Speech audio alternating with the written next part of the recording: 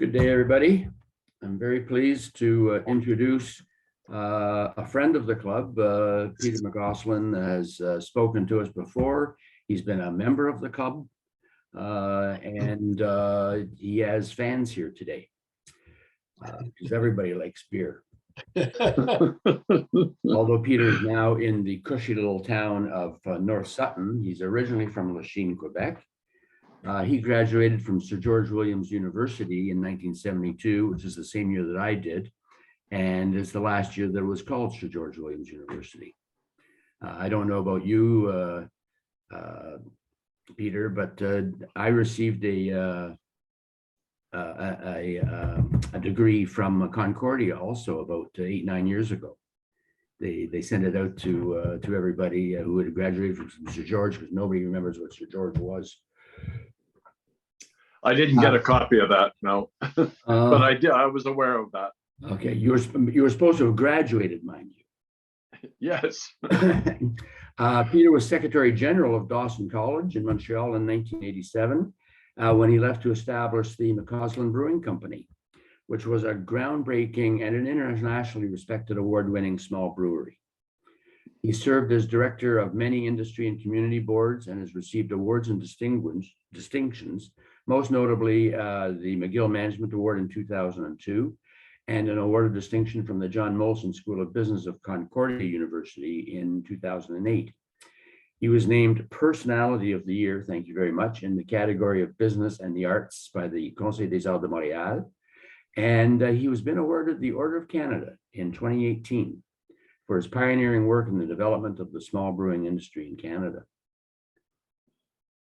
His commitment to the support of the arts and his leadership in establishing the chair of the Canadian Scottish Studies at McGill University. I'm sorry, my throat's a little. Peter is also the founder and president of McAuslan Malting and Distilling Corporation, where they're developing and marketing Peter McAuslan spirits here in Quebec. He's a member of the Green Party of Canada, a supporter of Greenpeace and other environmental organizations. He was a founder of Hortineuve, which is a local citizens organization that successfully defended against the sale of the Federal Agricultural Research Center in Fredericksburg, Quebec. You should look this up, actually. It's quite an interesting story.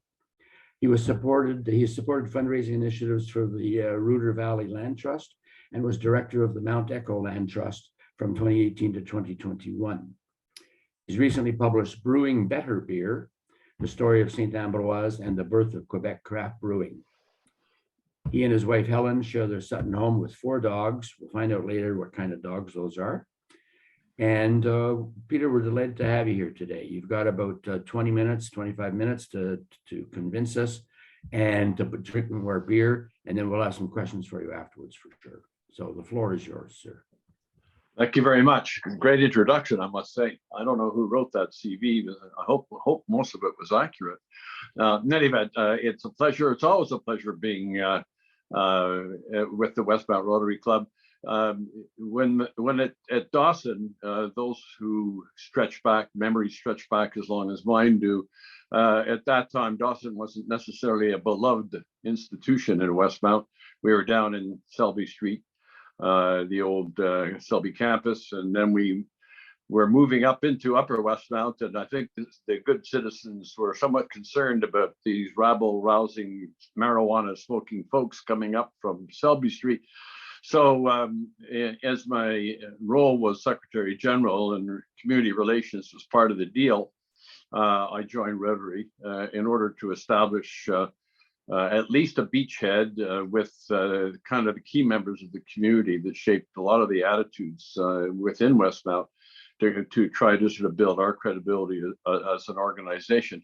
Of course, at the same time, I discovered the wonderful camaraderie and friendship of a really very interesting group of people. And we had a lot of fun doing, mostly, I recall, the big Saturday, the big sales that took place in various places over the years. So I have good, fond memories of Rotary. The book, which was mentioned, Brewing Better Beer, I published April, May in 22. It ultimately turned into a COVID project, although I had been planning to write it for a long time, and I'd been sort of trying to get my thoughts in order to do so. I really didn't have that much time to do it until COVID struck, and I was sort of sitting around twiddling my thumbs, trying to figure out what I should do next. And so the book, the genesis of the book was COVID, and I'm sure it's not the only book that was published as a result of that deadly disease that we've all faced. Here is the book. I'll just show you the cover, just so you burn it into your memories. Look at a good-looking guy, eh? That fella is. That's the day I sold the brewery, actually, and that photograph showed up pretty much across Canada in business papers, mostly attached to the Gazette Group. I can't remember who owns them.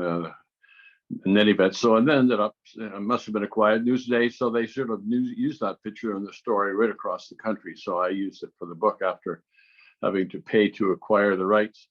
The book is a story. It's somewhat of a memoir, obviously. It talks about growing up at Lachine, as I did, and I have very fond memories of Lachine, my friends, and growing up, I think, in a very interesting community.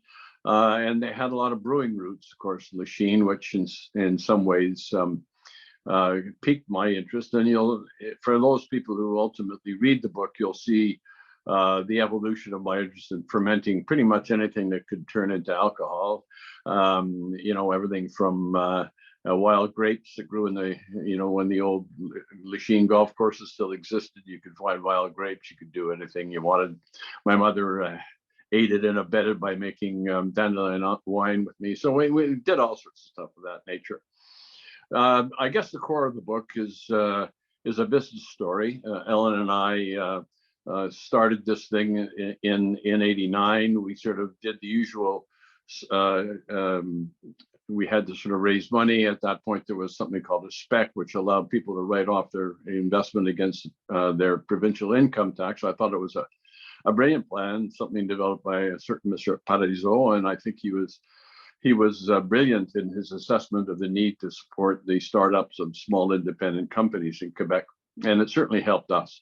So, we went through the agony of raising money and not really knowing what we were doing. We really didn't know what we were doing. I was a home brewer since I, really going back to my teens. And so I knew lots about beer, and I knew lots about drinking beer, and I knew lots about all sorts of stuff related to beer. But running a beer business, of course, is very different than brewing 20 liters in your kitchen and drinking it with your friends whose taste perhaps were shaped more by the low cost than the high quality. And that was kind of our reality for many years. And so we had many, many different things to learn. And of course, the process was frightening in a lot of ways. Being an administrator of Dawson, I had a lot of security, as you can well imagine. Pretty much job security for life, more or less. You really have to sort of be incredibly irresponsible to lose that. So I was trading a relatively secure future for the unknown. And most of the guys who were started, and I say guys, a lot of women started perhaps a little bit later, but initially it was mostly guys who started in the business, were driven by getting away from whatever it was they were doing. One of my friends was who started a brewery in Portland, Maine, sold medical equipment. And he said, "Oh man, at that last X-ray machine, I just so sick of going into those places and selling equipment." And so I think most of us were driven by a need to try something new. And virtually everybody who started brewing back then, I'm talking 80s, pretty much 80s, early 90s, were home brewers. And that sort of business drove, that sort of hobby, I guess, drove us into the business. So the story tells each step of the way. It talks about beer. Perhaps, I don't know if it's appropriate, but I'll read you just a section just to give you a taste. You'll say, "Oh man, I don't want to read that book." Excuse me, I am using a misprint for which is upside down. There's two. I have two upside down printed books. Very interesting to have, but I'm Scottish and I'm not going to throw these things away. So, the first stories I'm going to call it Jimmy.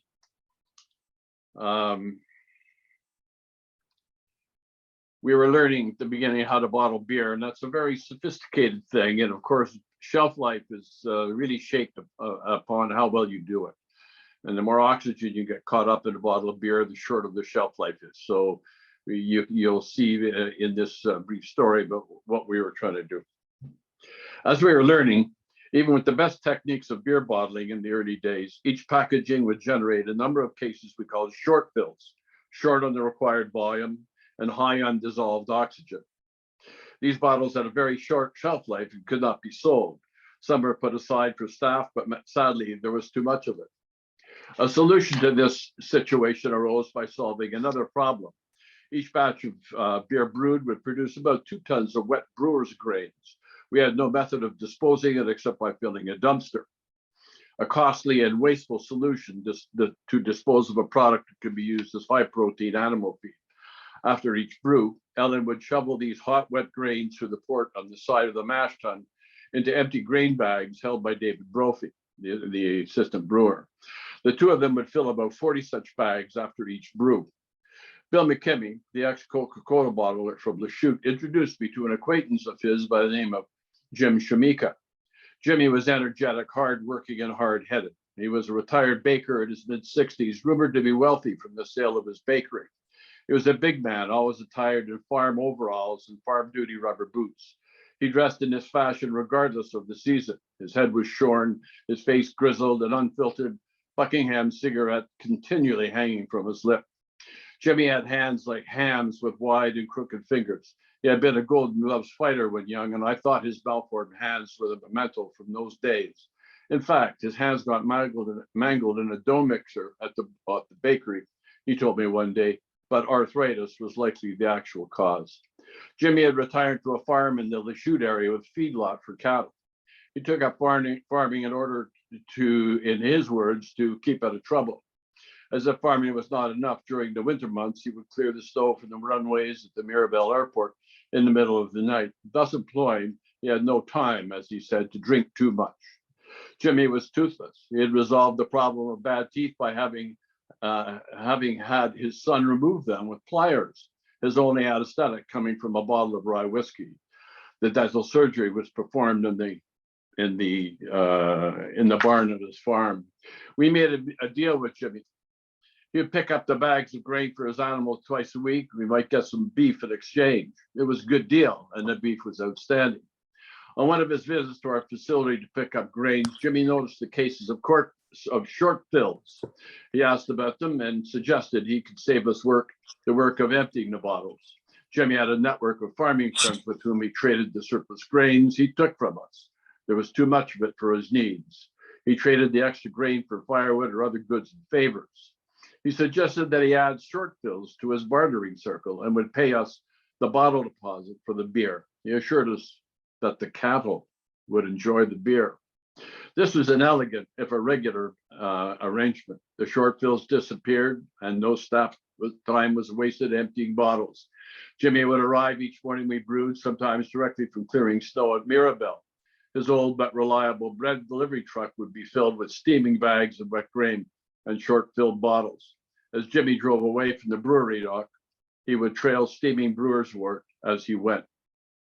Olga, Jimmy's wife, would give the brewery Ukrainian cookies each Christmas, a treat we always look forward to. Our arrangement with Jimmy continued for several years until we put an outdoor grain silo when our volumes increased beyond Jimmy's capacity to recycle the excess grains. Owing to our relationship, word about St. Amois got around, and the lasting effect of the short fill bottle trade was the continuing healthy sales of St. Amois Pale Ale and Lachute and the surrounding region. The short fill problem disappeared as we became more competent at bottle filling. So, as is the case with most small businesses, I'm sure that pretty much everybody, here in attendance today probably can relate to that sort of thing. You got a problem, you got to solve a problem. and the solutions are not necessarily going to be straightforward, and they're not necessarily going to follow absolutely all of the regulations right to the point of law. But I think the interesting thing is that in my experience is that the people we met, the characters themselves, their attitudes, their commitment to certain ideals and certain ways of living were things that were inspiring to us. And Jimmy and Olga were friends of ours, and they were part of the fabric of what made up our company. And I'm sure most of you can relate to that sort of thing. I saw Jim at the beginning. I can see, I'm sure that he's had so many experiences in his business career. Are you still working, Jim? If you are, amazing. But I know those Griffin trucks are still out there. So in any event, that's sort of one element of the story. There's the memoir aspect. There's the sort of the story, the stories of getting the business going, because we really didn't know. We really did not know in a lot of ways what we were doing. A brief story about the sales, very brief. The Atwater Market opened in 1933, was an anchor. We were in St. Henry, of course. We were down on St. Ambroise Street in St. Henry. The brewery's still on St. Ambroise Street and in a different location. The Atwater Market opened in 1933, was an anchor at the east end of St. Henry. It was popular with foodies from all over the west end of Montreal. I was anxious to have our beer sold at La Fromagerie Atwater there, considered to be one of the best cheese shops in the city, owing to its knowledgeable staff and owner, as well as its large selection of cheeses and other delectables. I would frequently drop in to talk to Gilles Jourdain, the then 30-year-old owner and manager of the store. Gilles' non-stop commentary about cheese from behind the counter kept a generation of Montrealers entertained and educated about cheese. However, he was reluctant to take St. Ambroise Pale Ale, as his customers were not beer but wine drinkers, he said. You got to remember, this was very early in the game. There are no other, there's Labatt Molson, Carling O'Keefe was even still around. There was Labatt, Molson, Carling O'Keefe, and there was us. So think about that compared to the 500 or so breweries are in Quebec today. So, I mean, we were really out there having to battle against the walls because people, they didn't know who we were. They didn't know what we were doing was legal. That was perhaps the biggest question we have received is this legal? You guys have a permit to do this? So Gilles was concerned because we had no name, right?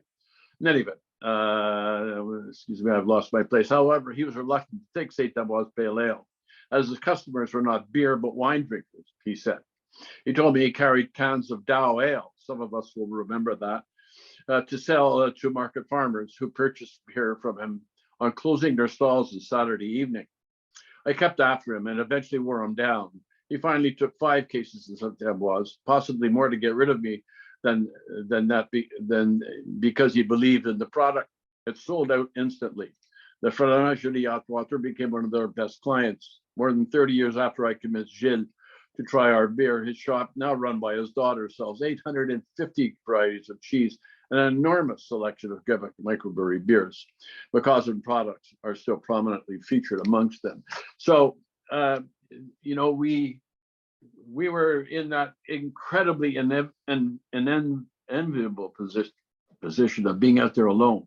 Nobody else was there. So it was like a guy with a football and nobody within sight was trying to tackle us. But on the other hand, nobody knew us, and that we created no name, and the big breweries were perceived as being absolutely undefeatable, and therefore we just totally crazy. But very quickly, consumers, particularly Quebec consumers, and I'm talking perhaps a little generally here, but Francophone consumers have a tendency to adopt products earlier than Anglophone ones did. You know, it's really funny. We used to say that, you know, in Quebec, you had St. Ambroise beer for most of Quebec and Sleeman beer for the West Island. It was kind of the way we perceived it. And that was true. But very early on, Quebec consumers, Francophone consumers in particular, were very strongly adopting our product. Quebec City still amazes me every time I go down to Quebec City. The number of Saint Amoise signs everywhere around that town, right down in the old town, in the tourist areas, Saint Amoise umbrellas all over the place. The amount of support that we had from that community was absolutely astounding. Of course, this book really should be in French, frankly, but I'm an Anglo and I wrote it in English because I was the author, and trying to do it in French. Well, if I sell this batch, if I manage to sell this batch of books, I am talking to some translators, so who knows? Maybe we'll eventually come up with a French version. The last little reading, I don't know how long I am going, and it's Jim. So give me the hook when you're ready. All right, just let me know when I'm done. You've got 5 minutes left. Okay, well, I'm talking a lot about the book, but what the hell? That's what the title of the talk is. So this is about vintage ale. We loved making beer. We loved making all sorts of beers. It was a joy to make different styles of beers. So this is just a story about one which has history and interest to me. And I still have some bottles of this stuff. In fact, we did a tasting of it. I'll read it to you anyway. In 1999, we inaugurated the tradition of brewing an annual batch of barley wine, strong ale, on our anniversary. I still refer to it interchangeably as barley wine, vintage ale, and strong ale, no doubt causing some confusion. During the Napoleonic Wars, French ports were blockaded by the British, which cut off the supply to claret to English patrons, or so the story goes. Brewers saw an opportunity and produced barley wine as a replacement. Brewers such as Fuller's make an annual vintage ale, but the holy grail of the style is Thomas Hardy's ale. Author Hardy described the strong ale in his 1880 novel, The Trumpet Major. It was one of the most beautiful color that an eye of an artist in beer could desire, full in body, yet brisk as a volcano, piquant, yet without a twang, luminous as an autumn sunset. I suspected this ale would be the brewery's ultimate test, but I didn't say so to Ellen at the time. My specifications were more along the lines of make a very high alcohol, highly hopped ale that is a blend of malts, giving a ruby glint in the glass. Filter it lightly to allow some yeast in the bottle. Make the product that we can enjoy in 10 years. Age it slowly in a fermenter, then age further in bottle as long as possible. I needn't have worried. Ellen more than rose to the occasion. I'm not sure how she took that description for the beer I wanted. A brew for which I didn't have a recipe, and created a product that received rave reviews. One of our customers, after imbibing a 7-year-old bottle of vintage ale, wrote, surprisingly lively after 6 years. Demerara, some caramel, booze-soaked raisins and prunes, wood smoke, pepper and spice, sweet and smooth, soft carbonation at this point with a warm, bitter finish, has definitely aged well. I guess the point is with that beer is there was at that stage there was beginning to be an international underground movement of beers across borders. So we ended at that particular review, which it's on an online site called ratebeer.com, is an international beer site. It's rated, I don't know how many beers now, 260,000 beers, something like that. But we would have consumers somehow get their hands on a bottle of oatmeal stout in Sweden, in Russia, all over Europe, South America, Italy. Damned if I know how, but they did, and they would put their reviews online. So all of a sudden, we went from this funny little guy, a little company making beer in St. Henry, selling it to Quebecers, to this exploding international scene where small brewers were opening all over the place in great numbers and changing the industry. And that's really what we thought we would do if we succeeded at the outset. And it happened. We changed the beer business. The beer business is not the same as it was when we started in 1989. Labatt and Molson's lost 15 share points to small brewers, something like that. There are hundreds and hundreds of small brewers all over the thousands, really. So the whole notion of what beer was has changed. The way people perceive it has changed enormously, and consumers have come to it with great interest. How long this is going to go on? Well, that's anybody's guess, but certainly it's been quite a ride since 1989 until now. It really has. So I'm sure I just used the 5 minutes. So if anybody, there you have it. So that's it in brief. There you go. Thank you, Peter. I'll start the questioning off. When you started up, were the people at Labatt and Molson coming around, maybe offering to buy you out or to burn you down? No, they to a large extent, I think they too, as long as many consumers just thought we were a bunch of crazy guys and who cares, and that we're not going to go anywhere and nothing's going to happen. I think that was, and therefore that was the second huge gift they gave us, which is they ignored us. At the same time, of course, the guys in the street, the sales guys and the guys delivering beer in the trucks, they had a business to run, so they were not going to let us steal their clients. And in terms of getting good facings in the corner stores, they were going to fight that, not necessarily by huge efforts, but they definitely were not going to let us get away with everything. So there were challenges, but by and large, for the first 3, maybe even 5 years, the large breweries just thought we were kind of there, and let's not worry about them, pat them on the head and let them go their way. I have a question. Go ahead, David. Many years ago, I visited the brewery in Qingdao in China. It was started by Germans. They chose that spot because of the spring water. Now, what water did you use in your brewery? We used Montreal water. Montreal is basically St. Lawrence water, mostly from the Atwater treatment plant. And it's as we're most of us familiar, it's a pretty hard water, which is good for ale making. Of course, what comes along with the water in the municipal water supply is all sorts of stuff, rust from the system, et cetera, et cetera. Now, obviously, chlorine and other stuff. So we had a relatively elaborate internal filtration system to try to return it to its original state as close as possible. So there were variations of the water during the year. Spring runoff would cause changes. So we had to sort of constantly monitor and focus on water hardness issues and so on, and modify our recipes accordingly. But water, of course, is a key element of what beer is.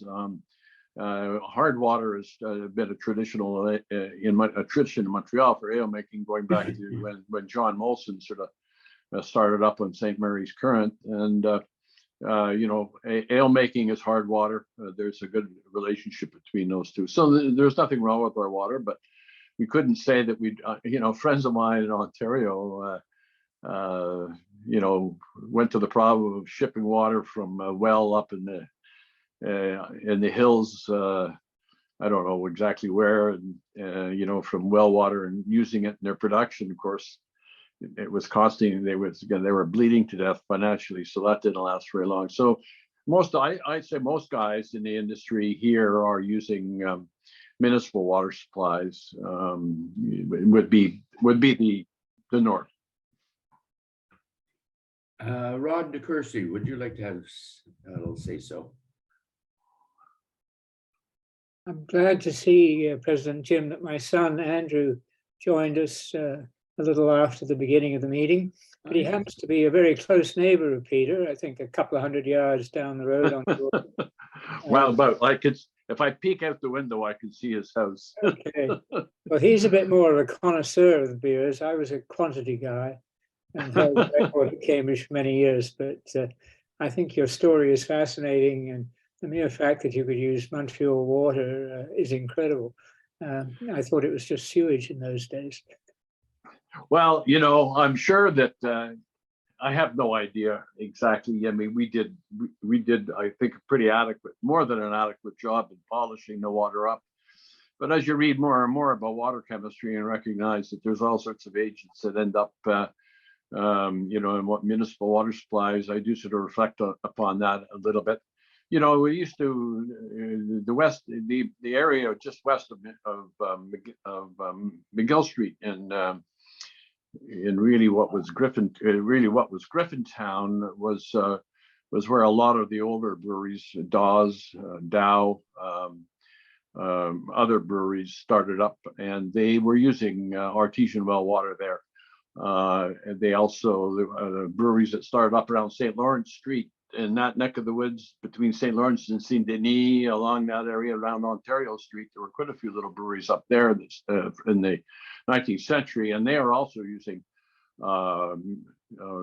artesian well water. But in all cases, I suspect that that broke down as, I don't know what caused the changes, but I'm sure that the brewers over at the new Molson plant, I guess they're making beer there now, I don't know, in Boucherville or wherever the hell they are. I'm sure they're using municipal water.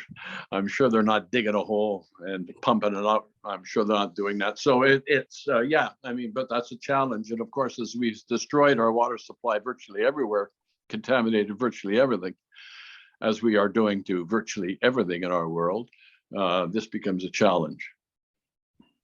Greg Dunning, I bet you have a question. Me? Yeah. First, Mr. McAuslan, I want to thank you for being the pioneer that you were in the beer business and still are, because all the breweries that are making beer today are standing on your shoulders. I'm telling you right now, they're without you and a few of your competitors back in the day, Boreal, GMT, there is no beer business. There's no craft beer business. So thank you for that. My question to you is, as a home brewer, starting as a home brewer, I mean, the business got big, and I mean, your wife Ellen had all the fun making the beer. You ran the business, which is finance, equity, private financing, human resources, sales, all that crap of running a business. And I'm just wondering if you knew that that was coming and that she was going to have all the fun.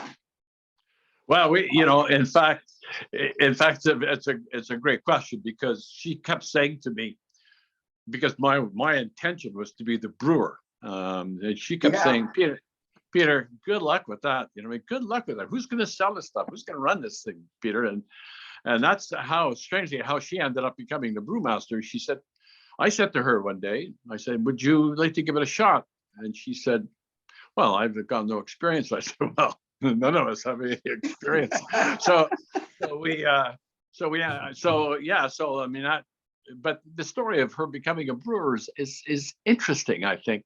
We went down to a brewery in Maine, David Geary's brewery, Geary's Pale Ale. They were brewing. They were a very early brewery there, and David was a friend of ours, and so we went and spent a weekend down there, and jumped in the car and went down. And Saturday morning she went out and she got in the brewery, got in her rubber boots and her jeans, and climbed in and out of vessels and brewed with the boys.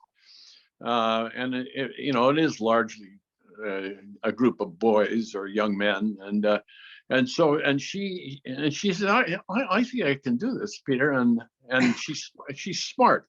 She's very smart, much smarter than I am. She doesn't have the visibility I do, but then that's just the way things work out. And but she's smart, and she thinks I think I can do this. And so she immediately worked with Alan Pugsley, who was a guy who worked with us putting the brewery together, and then immediately went to work on learning how to make beer, but not only just sort of by rambling through it as I would have done, but doing it by joining professional associations, going on training courses, and learning it from the best people that were available in the trade. And that's what she did, and that's why she became such a great brewer, and that's why we ended up having such good beers. It was, I'd like to say it was all down to me, but that ain't the case.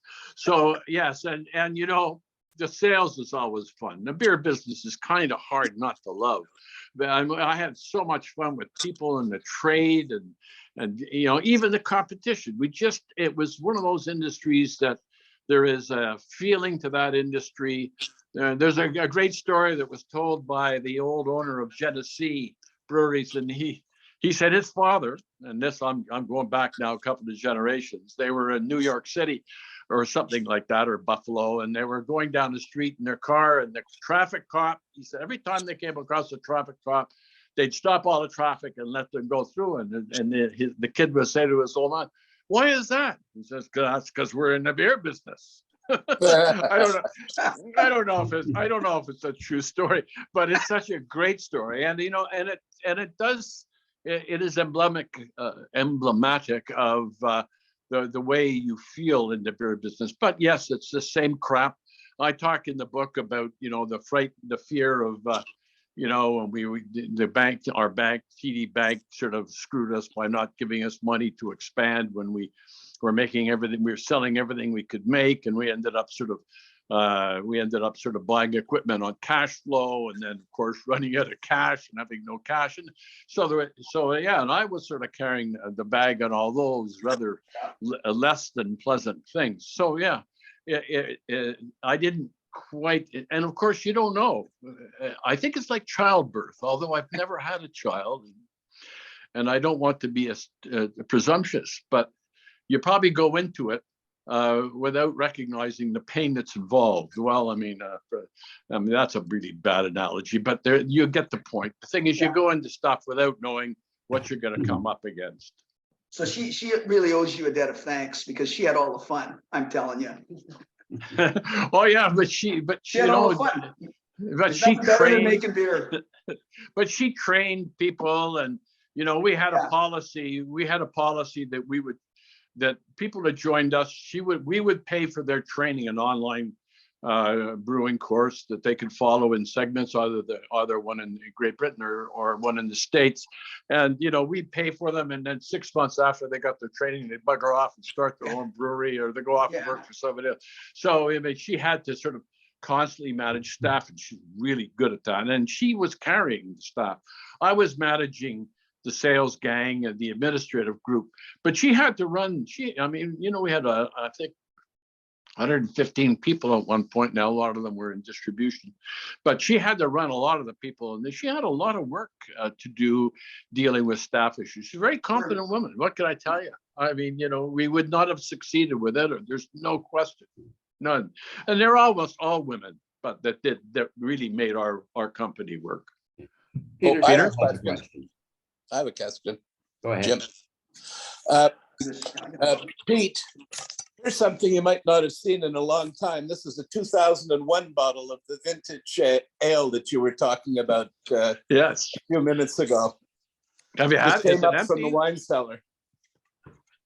Yeah, it's probably still good. 2001 was a very good year when it came to that beer. And and as I mentioned, I did a reading down at the brew pub in Lennoxville, the Golden Lion, which is really one of the first brew pubs in Quebec, the number one or number two of all the brew pubs. I know it was fun. And some guy brought along a bottle of 1999. So this is November past. So how old is that? No, it's 23-year-old bottle of beer. I mean, is that drinkable? Well, it was pretty damn good for a 23-year-old, I thought. I mean, we're not talking port here or whiskey. We're talking, beer. So that may well still be drinkable. Now, my question was, when you said that the major breweries didn't really worry about you too much as a competitor, was that because they owned all the wine coolers and all the dépanneurs, all the beer coolers? No, I think that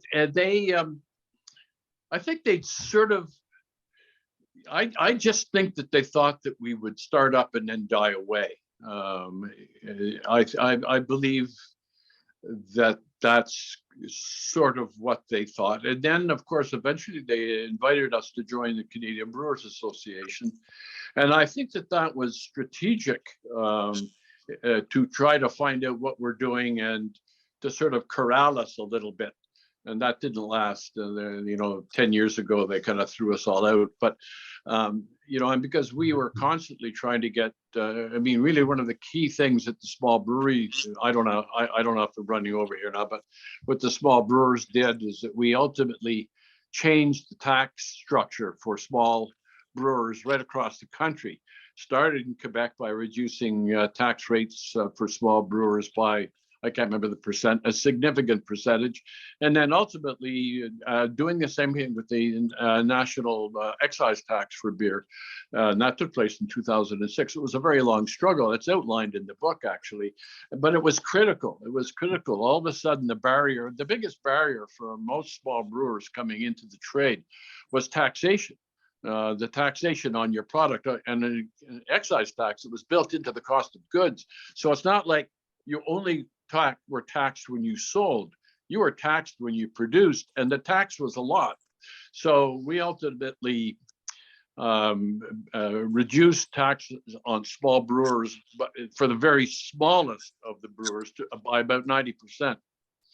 And that's really why you're starting in 2006, there was an explosion of small brewers opening. And it's really because the barrier to entry had been reduced so significantly, in my view. Not everybody would agree, but in my view, it was reduced. That explosion took place because of the reduction in taxes that took us 14 years to get done, but made a huge difference. Long answer to a short question. And last chance for anybody else who would like to ask a question. Peter, what motivated you to sell? Well, yeah, part of it was fatigue. And both of us, Ellen kept saying, "What's over the horizon? Where's this thing going anyway?" She's a little bit more pessimistic than I am. And of course, I'm always the optimist. And so she was saying, I don't know if this thing's going to just keep running like a runaway train in growth. And I listened to her carefully and thought carefully about it. We both talked about it. And I think that was that we weren't sure where the industry would go. And we thought that it might start getting, just because of the number of entries, constraining. And so that was really what drove it. I think that's why we saw the industry becoming so, and it's happened. In fact, if you go to the village here in Sutton, there's 2 brew pubs now in Sutton. Think of that population of whatever it is, 25, how many, 3,000 people, let's say. Whereas when we started up, there was nobody anywhere. Think of 2 breweries in a little tiny town. Go down the road to the next town, there's one there. Go to the next town, there's one there too. And so what's happened now, when you go into a restaurant in Sutton and you see what beer's on the menu, there's no Saint-Amoise, there's no Boreal.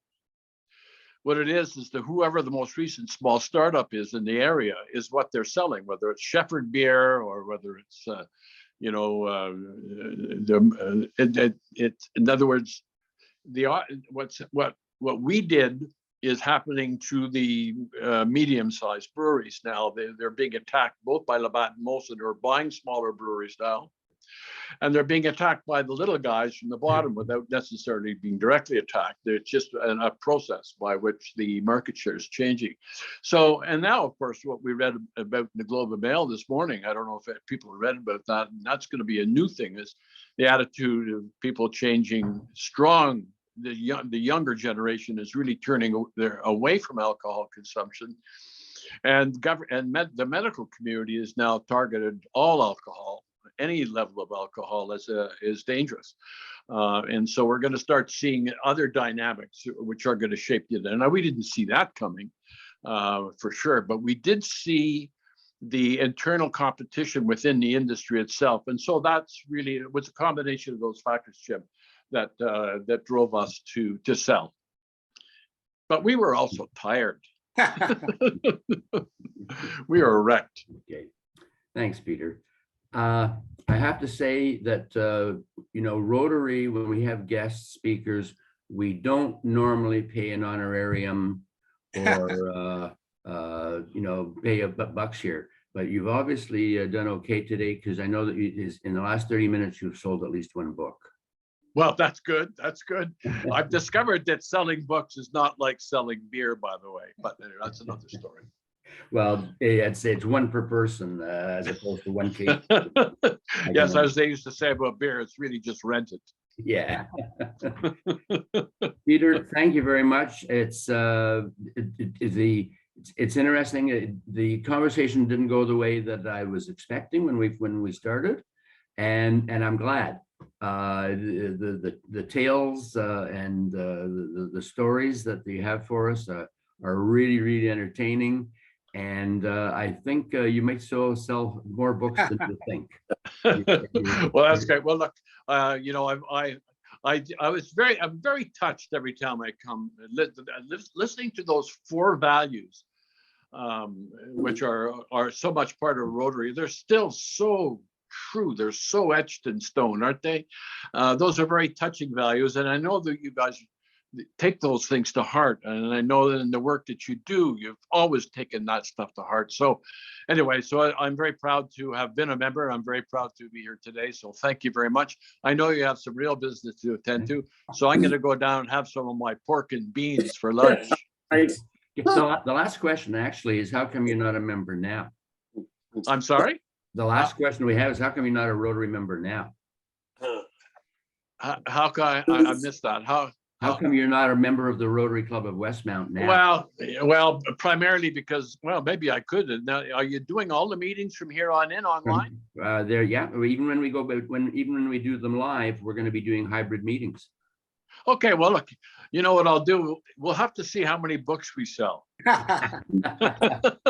Again, listen, thank you very much. Have a good lunch, and we're going to get on with our business. Okay, well, take care, everybody. Thank you. Bye now. Bye-bye. Bye now.